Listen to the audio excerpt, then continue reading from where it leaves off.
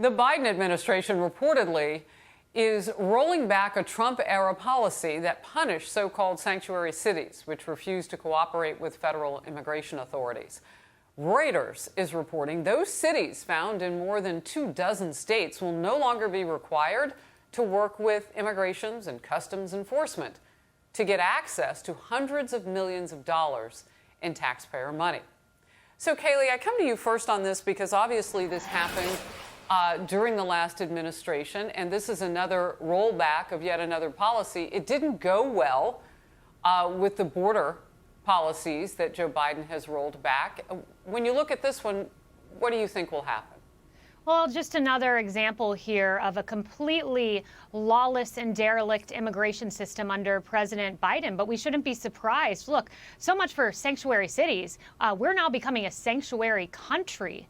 And President Biden made that eminently clear. That was his goal when he, right out of the gate in January, said, I'm issuing a 100-day moratorium on deportations, only to be rebuked by a federal judge who said, no, you can't do that. But nevertheless, we discussed this a few weeks back, they're not arresting illegal immigrants with criminal records at the same rate as President Trump.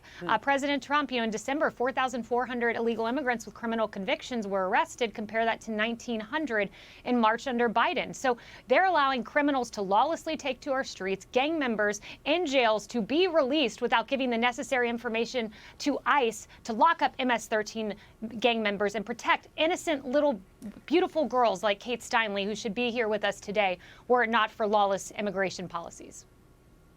Well, and it is beyond those heartbreaking facts and the losses of loved ones, so on and so forth, with those crimes being committed. It's also drug cartel members. I mean, when you talk to attorneys general as far north from the border as Montana, what you learn is that they're seeing a huge burst in crime with the border situation as it is now. And if you begin to protect those people who are criminally infiltrating some of our great cities across America, they're not here to be part of America and follow a dream as we all do. And we know immigration, legal immigration, has made us a great country. That's not why they came.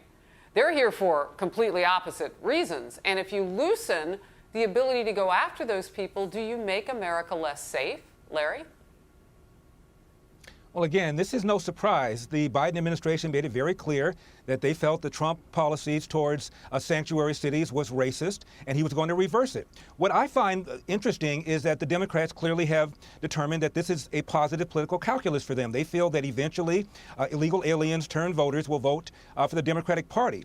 But they do this at the risk of alienating black voters. The Harvard economist named George Borjas has probably done more work on the impact of legal and illegal immigration than maybe any other economist. And one of the big losers, he says, are unskilled black and brown workers working in the inner city who have to compete for jobs that are held by illegal aliens who also put downward pressure on their wages. So the Democrats have determined that blacks either don't care, don't know, or won't be able to figure out the damage that unbridled, unskilled illegal immigration does to them. Jenna, your response to what Larry Elder just said. Well, I come back to exactly what it is that we're talking about here. Are we talking about the funds that are now being released to major cities around the country, a grant specifically in honor of an officer who was killed in the line of duty that is there to support the mental health programs for law enforcement, to help with prosecutions, to help in community building. So the irony of this very specific conversation about funds being re-released to the cities is that there's both the request from parts of the left to defund the police, and then there's the horror from the right saying, how could this possibly be? And then here we are debating the fact that President Biden has released resources to go specifically to law enforcement to support, again, everything from mental health to prosecution. So if you want to talk about immigration, let's have that conversation. But this particular release of resources is specifically to support law enforcement. I want to come back to you, Larry, and get your rebuttal on that. Well, this is the broad conversation that apparently she doesn't want to have. The question is, are we a nation of laws or are we a nation of lawlessness? And there's no question that this administration has made the determination, as have people like Eliseo Medina. You can go online and look at his 2009 speech where he said that if we can get 11 million people on a pathway to citizenship, 2 out of 3 will vote for us, and we'll have, quote, a governing coalition for the long haul, close quote. This is the calculation that they've made. There's no question about that. If it were true that illegal aliens turned voters, turned citizens, turned voters would vote Republican, we would not be having the conversation any more than we'd be having a conversation about D.C. statehood or Puerto Rican statehood. We would not be having this conversation if this didn't politically benefit Democrats. Please admit that. Larry, I'll specifically echo exactly what Kayleigh said before you when she said, are we a sanctuary country? And a friendly reminder to most folks that, in fact, this country has served as a sanctuary for so many of our ancestors. Shouldn't be for if you want to MS-13. specifically talk Shouldn't about, be for drug dealers, not a sanctuary for and drug let me dealers just say, and criminals. Kayleigh, you can't keep throwing down MS-13 and just assuming and making and their broad sweeping victims are real. statements.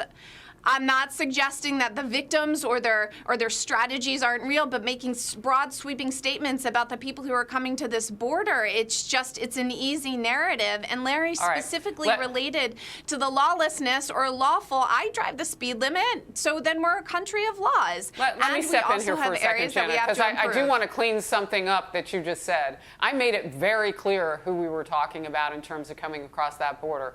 No one on this panel has said it is the majority, a large number, all, or anything like that. What I said was this country is as great as it is because of the legal immigration that we have seen. And what we see is an insurgency among a few who come into our cities and go as far north as Montana and other places. When you talk to their attorneys general, they will tell you that the crime is bursting as they are coming across the border. So I don't want you to paint this as Kayleigh or anybody else has made any suggestion even that this is all people coming across the border. No one has said that. No one believes that. Exactly. Trust me, we say what we believe here. We're on the same page. We're on the same page with that. I laid that out before anybody even talked. Real quickly, who wants to wrap? Emily? Yes, please. Just to respond to Jenna's comment, so she's right. This is in honor of a fallen officer, and it goes to fund a variety of initiatives that all are within law enforcement, right? Prosecutions, corrections, mental health, drug programs, and the like. So in 2020, that was about $253 million. And my point is that that's a complex arena. Law enforcement means law enforcement. So A, if you want a law to not exist, then it needs to be legislatively changed. And B, the whole benefit there is to that society. And when you remove the communication between agencies, when you reward stopping that communication between agencies, then the suffering, those are the victims. Those are the members of the community who don't benefit from otherwise what would be an uptick in actual law enforcement and solving of crimes. I mean, we literally just passed a bunch of laws that go toward upticks of encouraging communication between agencies. That's how crimes are solved. Take it from me as a criminal attorney.